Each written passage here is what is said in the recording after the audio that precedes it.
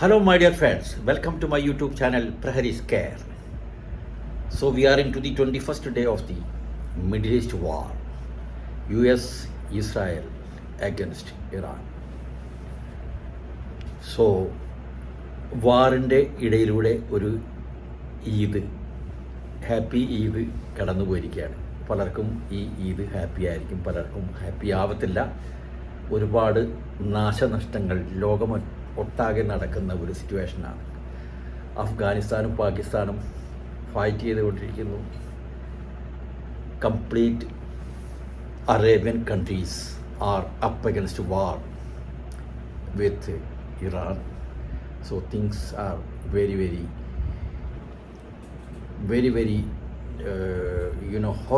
horrifying things, harrowing things. So one of the most alarming incidents to occur in the United States-Israel war against Iran was the recent bombing of a fuel depot in Tehran. ടെഹ്റാനിൽ അടുത്ത് നടത്തിയ ഒരു action, ഒരു oil depot നശിപ്പിച്ച് കളഞ്ഞു Israel. അത് വല്ലാത്തൊരു സിറ്റുവേഷനാണ് ഉണ്ടാക്കിയിരിക്കുന്നത്. Harrowing images showed toxic black smoke blanketing the skies above. Residents reported difficulty breathing and burning eyes and turned to wearing face mask. Face mask ഒക്കെ വയ്ക്കുന്നതിനൊരു പരിധിയുണ്ട്. Complete breathing problems, burning issues, burning eyes, soot and toxic chemicals. Soot എന്നൊക്കെ പറഞ്ഞു കഴിഞ്ഞാൽ അഴുക്ക് പുരണ്ട toxic ഒരു കെമിക്കൽസാണ് റിലീസ് ചെയ്തുകൊണ്ടിരിക്കുന്നത് from the bombing. Then came down on civilian populations as polluted black rain further exacerbating the health and environmental impacts. അതായത് ഹെൽത്തിനെയും ഈ എൻവിറോൺമെൻ്റൽ ഇമ്പാക്ഷന് കൂടുതൽ വഷളാക്കുന്ന രീതിയിലാണ് അവിടുത്തെ ടോക്സിക് കലർന്ന ഈ കെമിക്കൽസ് റിലീസ് ചെയ്യുന്നത് എവറി ബോംബിങ്ങിനോ. വല്ലാത്തൊരു സിറ്റുവേഷനാണ് അവിടെ. സാധാരണക്കാർക്ക്, സിവിലിയൻസിന് ജീവിക്കാൻ പറ്റാത്ത ഒരിതാണ്. In response to this attack, Iran's foreign minister Abbas Araghchi said Israel's bombing of fuel depots in Tehran violate international law and constitute ecocide. അതായത് പാരിസ്ഥിതിക പ്രശ്നങ്ങളാണ് ഉണ്ടാക്കിയിരിക്കുന്നത്. അതുപോലെ തന്നെ ഇത് ഇൻ്റർനാഷണൽ ലോയുടെ വയലേഷൻ ആണ്. The attack on the fuel depot is more than a stark reminder of the cost of war. It also tells the story of a large gap in international legal protections for civilians and the environment from the targeting of facilities containing harmful chemicals that are not classified as chemical weapons. ഈ ഒരു വിഷയമുണ്ട്. There is A gap. അതായത് chemical weapons ഉപയോഗിച്ച് യുദ്ധം നടത്തുന്നത് international ക്രൈമായിട്ട് declare ചെയ്തിട്ടുണ്ട്. പക്ഷേ ഇവർ നോർമൽ മിസൈൽ അറ്റാക്ക് ചെയ്തിട്ട് ഒരു ഓയിൽ ഫീൽഡ് പൊട്ടിച്ച് അതിൽ നിന്ന് വരുന്ന കെമിക്കൽസിൽ നിന്ന് അവിടെ അടുത്ത സിവിലിയൻസ് മരിക്കുകയാണെങ്കിൽ അതൊരു ക്രൈമായിട്ട് കാണുന്നില്ല. So Iran argues that there is a gap in the international laws. Anyways we all know international crimes ഒക്കെ നടക്കും. പക്ഷേ ഇതൊക്കെ എന്ന് പറഞ്ഞാൽ who wins and who loses എന്നുള്ളൊരു സംഭവമാണ്.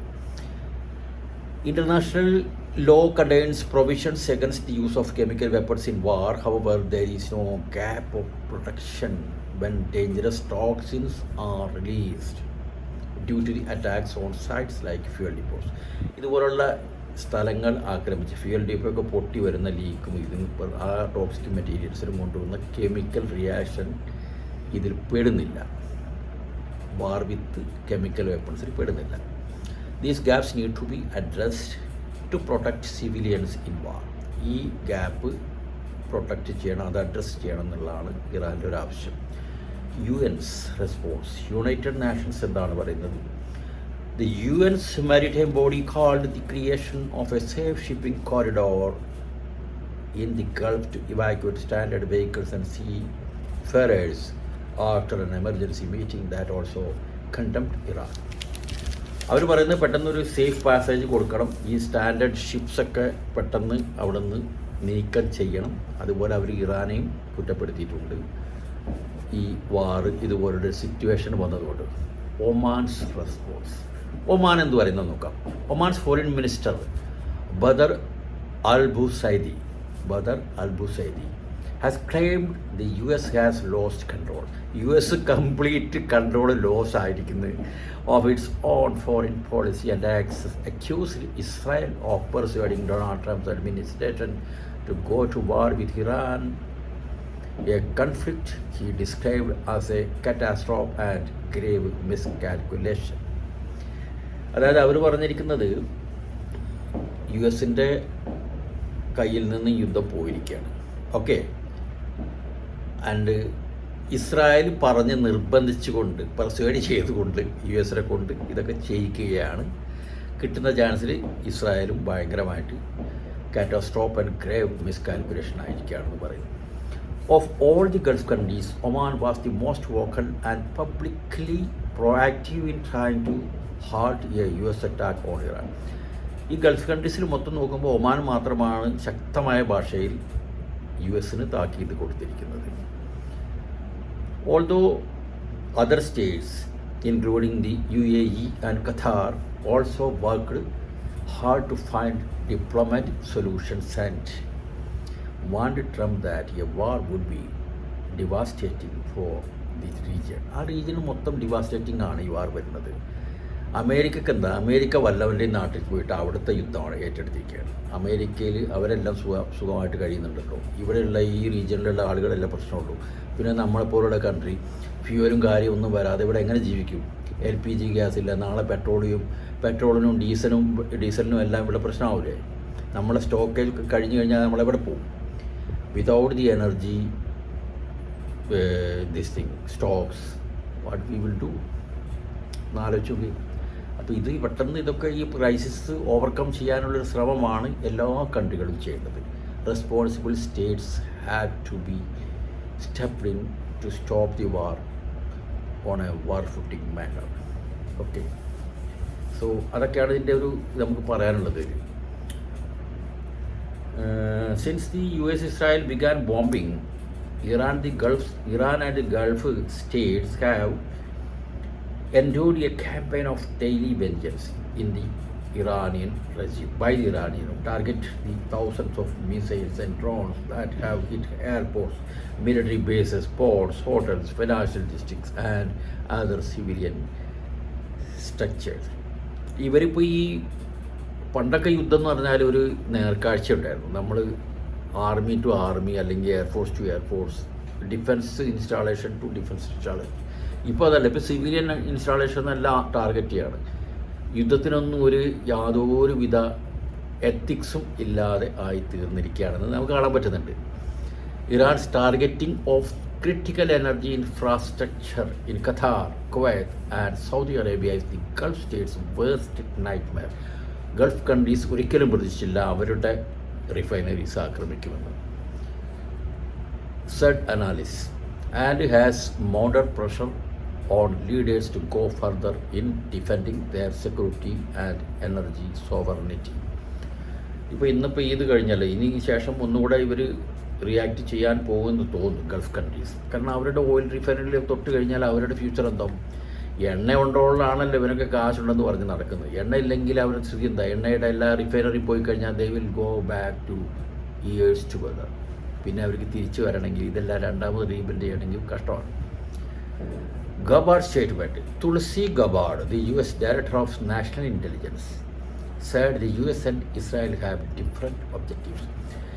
തുളസി ഗബാർഡ് ഒരുപാട് ന്യൂസുകളിൽ നിറഞ്ഞു നിൽക്കുന്ന ഒരു വ്യക്തിയാണ്.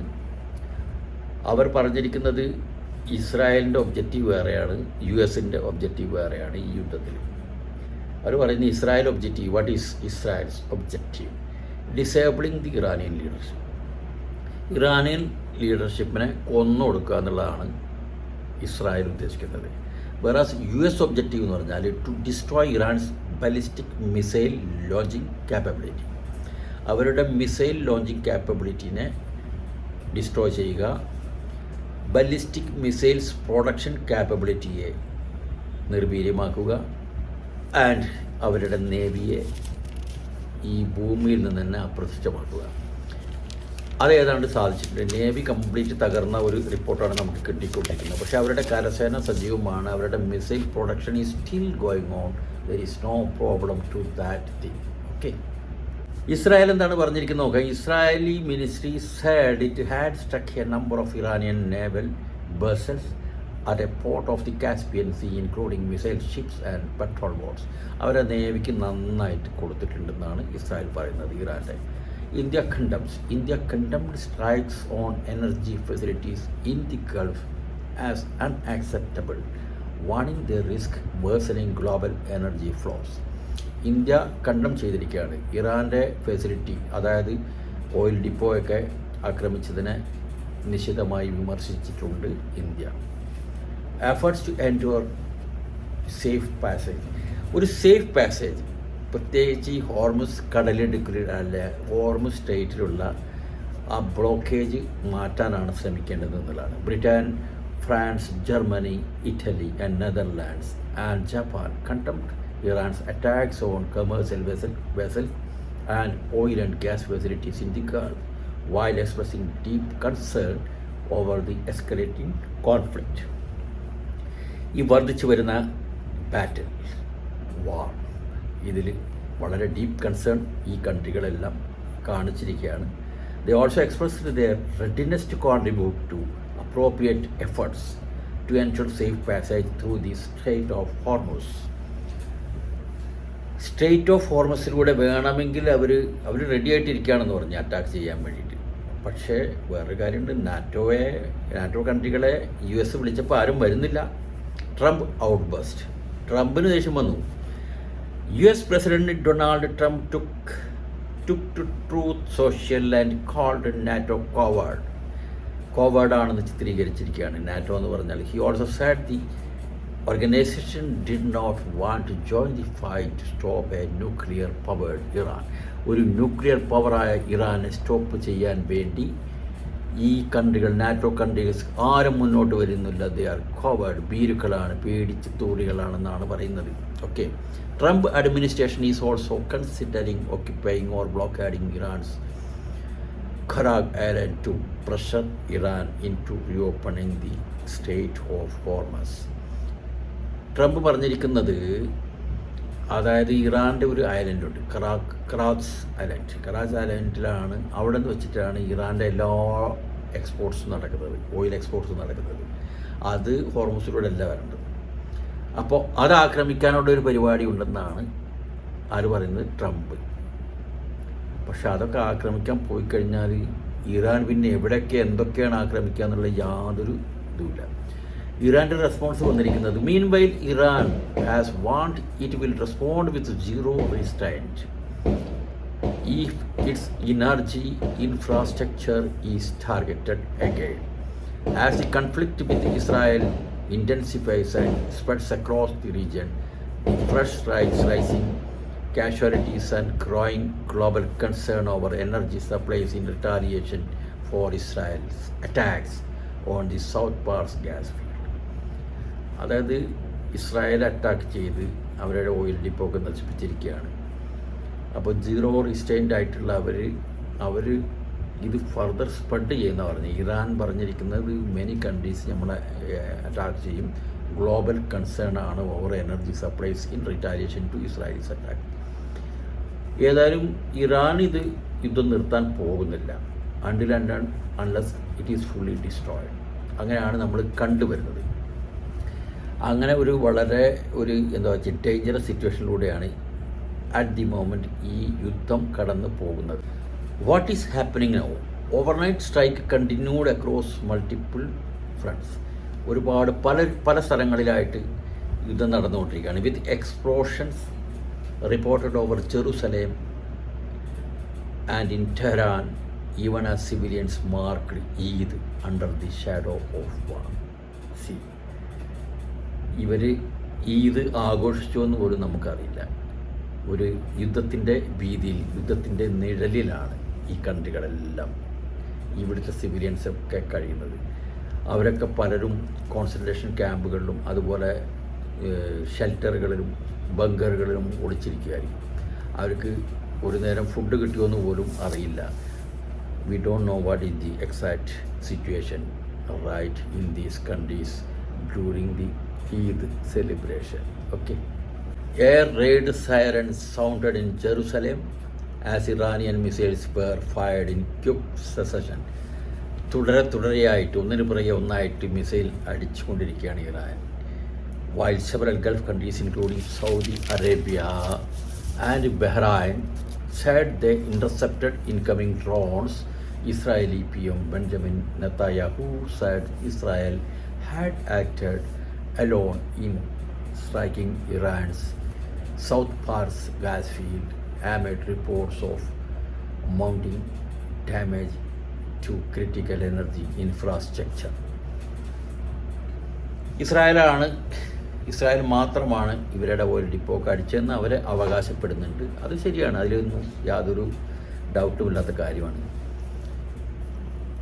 പല രാജ്യങ്ങളിലെയും ഓയിൽ ഫെസിലിറ്റി എവിടേക്കാണ് സ്ട്രക്ക് ചെയ്തത് ഇസ്രായേൽ ആൻഡ് US എന്ന് നമുക്ക് നോക്കാം. Qatar, Ras Laffan industry city, Qatar. 17% of Qatar's LNG export capacity.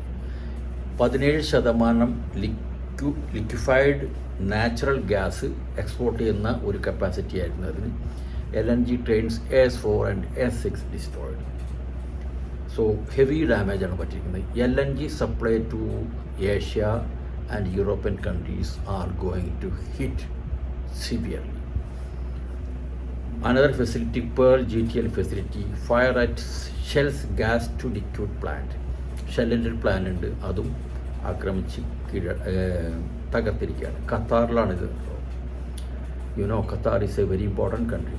Saudi Arabia, Samref refinery യാൻപൂരിയുടെ സാംറഫ് റിഫൈനറി അറ്റാക്കിലാണ്. Drone fell at Aramco Exxon Mobil JV refinery. Damage assessment underway. Oil loading is halted. അവിടുത്തെ എല്ലാ പരിപാടിയും നിർത്തിവെച്ചിരിക്കുകയാണ്. അവിടെ damage എത്ര കണ്ട് damage ഉണ്ടായി എന്നുള്ളത് അസസ് ചെയ്തുകൊണ്ടിരിക്കുന്നേ ഉള്ളൂ. ഇവർ Saudi Arabia. Kuwait, Mina al Ahmadi refinery fires a multiple units, several units shut down. No injury ഒന്നും ഇല്ല അവിടെ, പക്ഷേ ഒരുപാട് യൂണിറ്റുകളെല്ലാം ഷട്ട് ഡൗൺ ചെയ്തിരിക്കുകയാണ്. അവിടെയും ആക്രമിച്ചിരിക്കുകയാണ് Iran. Israel, Haifa refinery, Bazan Haifa refinery. No significant damage to external infrastructure. External ഇൻഫ്രാസ്ട്രക്ചറിന് പ്രശ്നമൊന്നുമില്ല. ഓപ്പറേഷൻസ് നിർത്തിയിരിക്കുകയാണ്. ചിലപ്പോൾ ഉടനെ തന്നെ തുടങ്ങുമെന്ന് പറയുന്നുണ്ട്. ഇഞ്ചുറീസ് ഒന്നും റിപ്പോർട്ട് ചെയ്തിട്ടില്ല. ഇസ്രായേൽ പറയുന്നത് അങ്ങനെയാണ്. പക്ഷേ അവിടെ ഹെവി കാഷ്വാലിറ്റീസൊക്കെ നടന്നെന്നുള്ളൊരു റിപ്പോർട്ടും വരുന്നുണ്ട്. We don't know the exact reality what's on there. Iran, South Pars Asaluyeh processing hub, South Pars, അത് ഓയിൽ ഡിപ്പോ ആണ്. Offshore treatment facilities offline, അതൊക്കെ ലൈനൊക്കെ ആകെ വേർപ്പെട്ടിരിക്കുകയാണ്, ലീക്കായിക്കൊണ്ടിരിക്കുകയാണ്. Offshore gas transmission intact ആണെന്നാണ് പറയുന്നത്, പക്ഷേ അവിടെ ഒരുപാട് പ്രശ്നങ്ങളുണ്ട്. Sparked regional energy war. Key developments: energy escalation, war funding push. US Department of Defense is seeking $200 billion from Congress to sustain President Donald Trump's war efforts, with officials saying there is no clear timeline for an end of the conflict. അതായത് അവരുടെ കോൺഗ്രസിൻ്റെ മുമ്പിൽ അവർ ഫണ്ടിൻ്റെ requirement വെച്ചിരിക്കുകയാണ് $200 billion. അവർ പറയുന്നത് ഈ യുദ്ധം എപ്പോഴും അവസാനിക്കുമെന്ന് നമുക്ക് പറയാൻ പറ്റുകയില്ല എന്നുള്ളതാണ്. Very serious issue. Rising casualties. The Iranian red crescent says at least 204 children are among more than 1,444 people killed in Iran, while over 1,000 people, including 118 children, have died in Israeli attacks on Lebanon. ഇറാനിലും ലെബാനിലും thousands of people have died. Regional spillover. The UAE has reportedly arrested members of an Iran-linked network while Gulf states remain on high alert after intercepting drones. ഈ UAE ഒക്കെ പറഞ്ഞിരിക്കുന്ന അവിടെ UAEയിൽ നിന്ന് ഒരുപാട് Iran linked ആയിട്ടുള്ള network ഉള്ള ചെയ്യുന്നവരെ arrest ചെയ്തിരിക്കുന്നു. ഇതൊക്കെ ഇതിൽ നടക്കും. ഈ വാർ സമയത്ത് സ്പൈസ് എല്ലാം വളരെ ആക്റ്റീവായിരിക്കും എന്ന് പറഞ്ഞാൽ അവർ എന്തൊക്കെ എവിടെയൊക്കെ ചെന്ന് കാര്യങ്ങൾ ചെയ്യുന്നതെന്ന് നമുക്ക് പറയാൻ കഴിയില്ല. ഓക്കെ, റീജിയണൽ സ്പിൽ ഓവർ അതാണ് global concern. The European Council has called for de-escalation. European Council പറഞ്ഞിരിക്കുകയാണ് പെട്ടെന്ന് യുദ്ധം നിർത്തണം, ഇത് കുറച്ച് കൊണ്ടുവരണം. De-escalation, warning over mounting civilian deaths and the risk of broader regional crisis. Casualties, civilian casualties പരിമിതമാക്കണം എന്നാണ് എല്ലാ കൺട്രികളും പറയുന്നത്. പട്ടാളക്കാർ മരിച്ചോട്ടെ എന്നായിരിക്കും അല്ലേ? ഓക്കെ, എനിവേ യുദ്ധം അതിൻ്റെ ഒരു പാരമ്യതയിലേക്ക് ഇനിയിപ്പോൾ ഈദ് കഴിഞ്ഞതിന് ശേഷം ഗൾഫ് കൺട്രീസ് കൂടുതൽ അഗ്രസീവായിട്ട് യുദ്ധത്തിലേക്ക് മുന്നോട്ട് വരുമോ എന്ന് നമുക്കറിയില്ല. Things may change after Eid. നാളെ നമുക്ക് നോക്കാം എന്താണ് സംഭവിക്കുന്നത്. റാദർ ഇന്ന് രാത്രിയും എന്തൊക്കെയാണ് സംഭവിക്കുന്നത് നമുക്ക് നോക്കാം. ഓക്കെ, ഈ വീഡിയോ ഇഷ്ടമായെങ്കിൽ തീർച്ചയായിട്ടും ലൈക്ക് ചെയ്യുക. അതുപോലെ തന്നെ സബ്സ്ക്രൈബ് ചെയ്യാത്തവർ തീർച്ചയായിട്ടും സബ്സ്ക്രൈബ് ചെയ്യുക. Thank you very much. By.